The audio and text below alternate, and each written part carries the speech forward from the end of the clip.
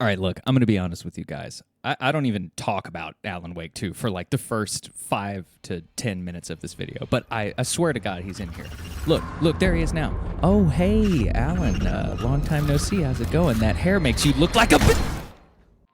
Folklore and urban legends have a really unique way of symbolizing the real world fears and problems or occurrences experienced by those in the eras that created them. A really old but really good example of this is Rahu, a Hindu myth that was essentially an explanation for eclipses. He's the disembodied head of a demon that, for reasons I'm not going to get too far into, occasionally swallows the sun, hence an eclipse. But a really fun piece of folklore that I've always found really interesting is the cryptid known as the tulpa. It's essentially a thought form. Essentially, enough people believe in it that it is. What I find interesting about this is that it's basically a catch-all explanation for every other cryptid. Like, anything could be a tulpa with that description, you know? I remember when I was deep in my weed and conspiracy theories phase, I read a story about a bunch of Tibetan monks creating a tulpa that was a stone golem in order to prove the power of conscious attention and meditation. Then that tulpa formed and killed a bunch of people and monks. Not really sure if there's a lesson there other than don't think really hard about werewolves. I guess be mindful of your thoughts, although you'd think literal monks would have had a better grasp of that. Anyway, by this same line of thinking, it seems that everyone would be passively creating almost all cryptids and myths with their own fear or even just thoughts regarding them. Maybe that's why sightings of things like Bigfoot and the Chupacabra are so inconsistent and unverifiable. Maybe for a moment, or for several moments, enough belief in that entity surged that it was made physical. But then some guy with a PBR in one hand and a burger in the other who was watching Finding Bigfoot was like, nah, and there it goes. Reality resolved. Along this same thread of thought, tenuously, I feel like what most people consider to be God, the binding energy that's part of everything and everyone, is more separated from the idea of the creator than people usually consider. If something sentient or even purposeful in any sense of the word did create us, then I feel as if there's no way that same entity has a strong level of influence or control over what it is they made. Depending on the scale of such an entity and their own understanding of the ripple effect of their action, it'd be interesting to know if they're even conscious of their hand in, well, this. If they exist and are aware, I wonder how they feel about it all. How many things they feel about it all. They'd be directly traceable to every event, every birth, death, discovery, or travesty, every thread in the great spider web of cause and effect in our known universe tracing straight back to them. That would be an incomprehensible feeling, even if the only thing that they made was a great explosion of energy that to them could have been the equivalent of snapping their fingers. The ripple effect of that happening leads here, leads to everything. Shit, maybe all they did was think about us, Tulpa style, and whatever it was intention was our Big Bang. And it would lead back to a question that I feel as if most people who've ever created anything that takes on a life of its own and has meanings and connotations and consequences far outside of what they predicted ask themselves. Should I have made this? Was it worth the outcome? The story is the monster in Alan Wake 2. Have you ever noticed that as much as we hate to admit it, our greatest art comes from and depicts great suffering? The tortured minds of the art world. Even in the world of comedy, we're frequently left laughing through the pain alongside comics who make others laugh to fill a hole in themselves. It's questionably effective, as we've seen. It's arguable that in this way, suffering is beautiful, in the sense that those feelings tend to bring about our greatest and most relatable works, pieces, and inventions that transcend time and affect those decades or centuries down the line. Troughs lead to peaks, and so the waves continue. Art and invention also has the capacity to create both joy and suffering. In Alan Wake 2, Alan attempts to write his way to salvation, to craft the story that frees him from the dark place, saves his wife, and stops an evil doppelganger of himself that threatens to upend everything he ever built of his own credibility in the world as he knows it. That same story brings innocent people into the mix, jeopardizing their lives and the lives of their families, shoehorning them into the plot to make space for Alan's finalized narrative, endangering his hero for the sake of correcting a flawed vision. It's got to fit the genre. There has to be sacrifice. It's also theorized in Control, another fantastic game that got somewhat shafted due to some early release performance problems, that Alan created or had a hand in creating the Federal Bureau of Control present in this game and in Alan Wake 2. None of this is formally confirmed, but based on the overall implications of some of the confirmed game elements, it does stand to reason.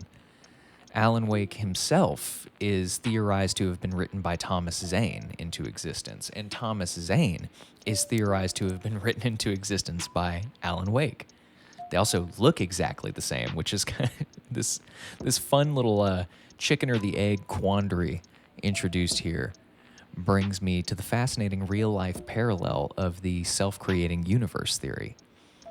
Hilariously, one of the most easily digestible pieces of media created that represents this theory is presented by Family Guy in Road to the Multiverse. When trapped outside of time due to an issue with his time machine, Stewie creates a blast in order to escape from the nowhere outside of time and space that they've found themselves stuck. Unintentionally, that creates the universe, which encompasses and later creates Stewie. It was first proposed in 1997 that the universe was self-creating, well, scientifically proposed at least, and that if you were to go back to the beginning, you may find the end in an infinite loop, lending some explanation to what the multiple universe theory origin story might be. I like to think of it like cosmic plinko. The disc bounces down the pegs, never going exactly the same way twice, although performing the same general set of possible movements under the same general rules, exploring the possibilities, experiencing itself and every possible variation. At the end of this run of the simulation, the disc goes back to the top. It's not a loop, it's a spiral. This also tracks with one of the most basic laws of physics that energy can't be created or destroyed. It's both creating and destroying itself constantly, and through the constancy of that pattern, it always exists. It's beginning and ending simultaneously. It boggles even further when you think of the idea that everything is at its base level composed of vibration. What if this secret, quote unquote, is hidden in plain sight? Creation, destruction, spiraling ever outward, mapping possibility. This essentially boils down to math, and math can't really function without constants. If everything was variables, it's just more chaos than the chaos that is currently possible to experience. It's basically primordial soup potential with no form. This implies that alongside this cosmic plinko, we have things that are constant, the pegs, if you will. Something like gravity, forces that give a necessary structure so that stuff is solidly in some state at some time rather than being everything at once. That's a really remedial way of putting this, and I'm sorry to anyone who might be watching this that God forbid you're a physics major or something of that nature. That if you understand this better than I do, like, forgive me for that explanation. But hints at this universal constantism are spread throughout Alan Wake 2. But easily my favorite is Ati the janitor, who he actually plays a much bigger part in Control. A cryptic and potentially Finnish presence that exists both in the dark place and in the real world with no changes in character.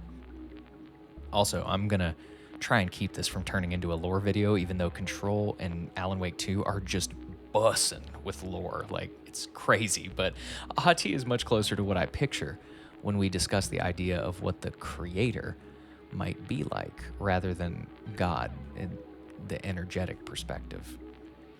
He's an observer, captivated by what he spawned, but unable or unwilling to modify its presence and course beyond a certain point. A lot of people who make things don't possess the willingness to allow their creations to take their own course, to know that line between guiding and funneling, advising and forcing. Parents with excellent intentions make this mistake every day all across the globe, attempting to mold their intended vision out of a child's free will, living vicariously through a life that the kid may or may not want. That's not to oversimplify the paradoxical nature of parenthood. Balancing between what is and is not allowed can mean the difference between safety and death, serenity and trauma. I'd say after lots of observation, it's 100% impossible to get exactly right. The metaphor of Ati being a janitor is not lost here either, cleaning up the dust and muck of his creation, guiding without steering. In many ways, the perfect parent, mostly staying out of direct interactions but performing tasks vital to the overall safety of the creation without robbing it of choice, keeping it running, maintaining the course. Warland Door also appears to serve a very similar function. As revealed late in Alan Wake 2, he states, "A door that stands between two rooms is in both. A door that leads anywhere is everywhere," implying that he's present in all realities. By these same logical tokens, what if you are a creator? Not you as in specifically you, the listener, and only you, but every single conscious and sentient individual, through their sensory inputs and interpretation, is creating a personal universe through their conclusions, belief, attention, and actions. What if our will and attention and beliefs sort of patch over into different realities? What if our existence isn't statically in one reality and we bounce to whichever one makes sense based on our conscious investment and actions? For a really interesting theory regarding this, check out the idea of quantum immortality. It's not necessarily true, obviously, but it's very interesting to think about. Now, we're deep in the realm of theory here, and I think there's like 3 schools of thought on the possibility, like, the observer effect and Schrodinger's cat. Like, that's kind of in the territory we're treading here. But I'm not saying that if you think about $1 million, you'll win the lottery. But if you combine attention, mindset, and action, does that not lead to manifestation in some form, good or bad? What if we're all the creator? A popular Hermetic riddle that frequently is tossed around and ascribed various meanings is "as above, so below." I like to interpret it as what you hold in your mind will appear beneath your feet. Collectively, we're all layering our universes around one another in this tapestry of interpretation, and this is the collective reality that we're experiencing. It's not a loop, it's a spiral. There's no definitive writer-provided answer as to what the dark presence is, but I believe it to be an artistic representation of humanity's greatest weakness and the largest hurdle that we'll overcome to reach the next phase of our development as a species. Trauma. And those long familiar with trauma's grip know that it loves to do one thing above all else: spread. The first time I played the original Alan Wake when I was much, much younger and much dumber, I thought it was kind of goofy that it specifically went after artists. Now I see that would be exactly the decision an entity like this would make. A sensitive and vulnerable group with lots of influence. It's the perfect super spreader event. Great art comes from great suffering. The idea of generational trauma is only just recently gaining traction, and I'll be the first to admit that when it was first described to me, albeit somewhat poorly by a college classmate, I thought it sounded fucking stupid. The idea that a person could inherit trauma from an event that they didn't experience sounded like the type of snowflakey horse shit that I'd grown accustomed to hearing on campus. But as time has worn on, while I don't necessarily think the children of war veterans are going to jump at loud noises, I think generational trauma is 100% real. Now, this is the path I imagine it takes. A person experiences a terrible, stressful event. This causes them to live in that moment repeatedly, on and off, throughout the remainder of their lives. It's been shown in studies that your brain activity when reliving a tragic event is nearly the same as living through it, if not the same. This causes certain negative genes to activate, triggering different disorders and physical issues. This is real, by the way. You can find significant amounts of study dedicated to this. If you're interested in this on a deeper level, I'd recommend the book The Body Keeps the Score. It's an excellent book. That person bears children. While the genetic expression isn't necessarily inherited immediately because that's largely situational, the genes are inherited. This child is then exposed to the behavior and particular neuroses of their parent and picks up the parent's reaction to the trauma that they experienced as learned behavior. Your parents are the centers of your universe for many years.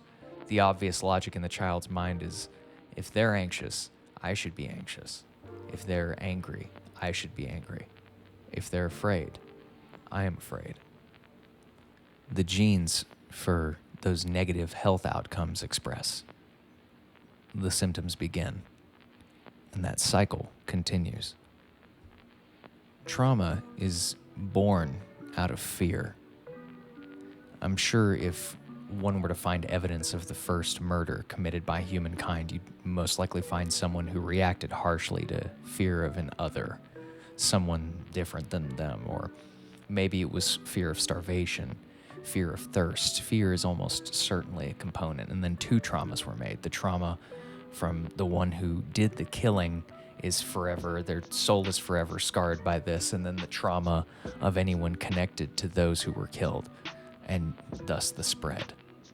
Alan is attempting to write away from trauma in Alan Wake 2 to escape the dark place. The trauma from losing his wife, from fighting the dark place, from his own issues with, over partying, addiction, and alcoholism that he experienced before the game even began, the first game.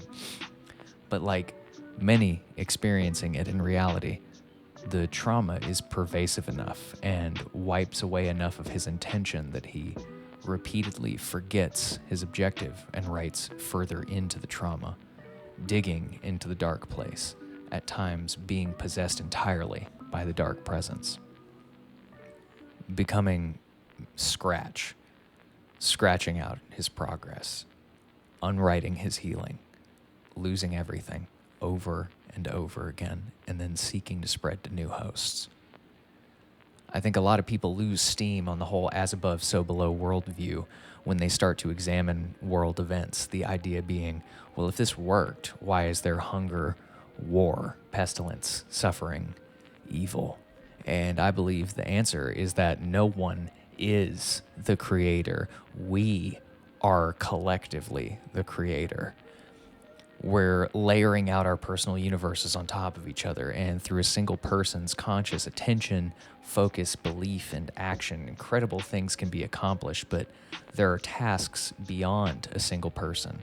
And the disappointing reality is that so few people believe and pursue this line of thinking and believe in their own ability to enact change, that this is the best we can do right now.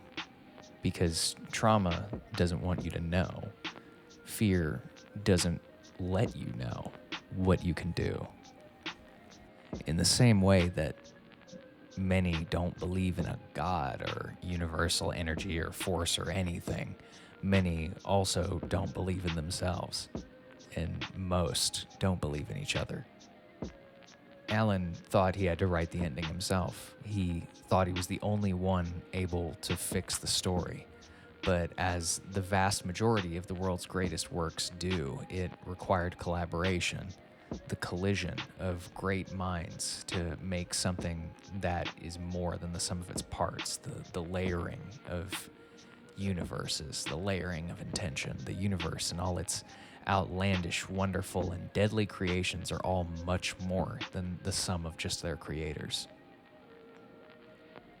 But maybe you don't think you're one of these great minds, not worthy of creating or collaboration. You're just going through the motions, uncertain of your purpose or what you can contribute.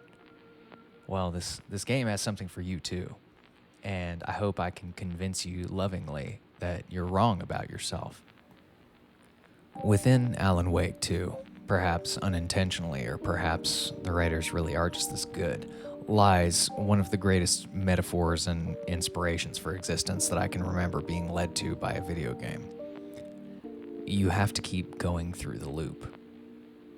Alice Wake says this to Alan from a video diary she makes before voluntarily entering the dark place to help Alan. In the game, she's referring to, major spoiler ahead, by the way, if the rest of the video hasn't been a big enough spoiler, that the entire game and all of its plot points within it are a big loop that keeps branching out a little bit each time it's ran, working towards some final state. They call it the final draft in the game, where everything is as it's truly supposed to be. Sort of like a self-correcting algorithm simulating events and working out the kinks. I can recall many times in recent memory where life has felt like a loop. Wake, eat, work, eat, game, sleep, again and again and again and again. I'm sure most of you have your own loop, a routine that keeps you stable, that you ground in, and at the same time, if overly rigid, can feel smothering, prison-like. However, if you analyze this more logically, you'll see that this routine people keep operates very similarly to the loop I described that defines the game's narrative.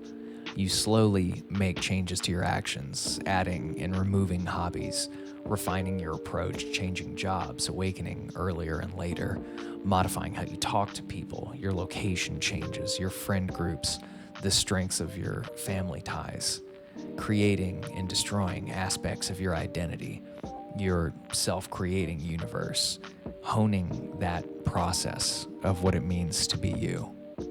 It's not a loop, it's a spiral. And the more we overcome that fear of branching out in strange ways and continuing to learn regardless of age or any number of previous failures, the more you'll find that beauty, we'll find that beauty in what we're doing. The more we'll find the progress, expansion, as we re-experience and redefine what it means to be us over and over and over again. There's no shame in looking back 10 or even 2 years and finding that you share little in common with that version of yourself other than your base morals and ideals. And even those with more exposure and knowledge can change, and that's okay too. We just have to keep going through the loop together, leaving each run a little different and hopefully better than the previous.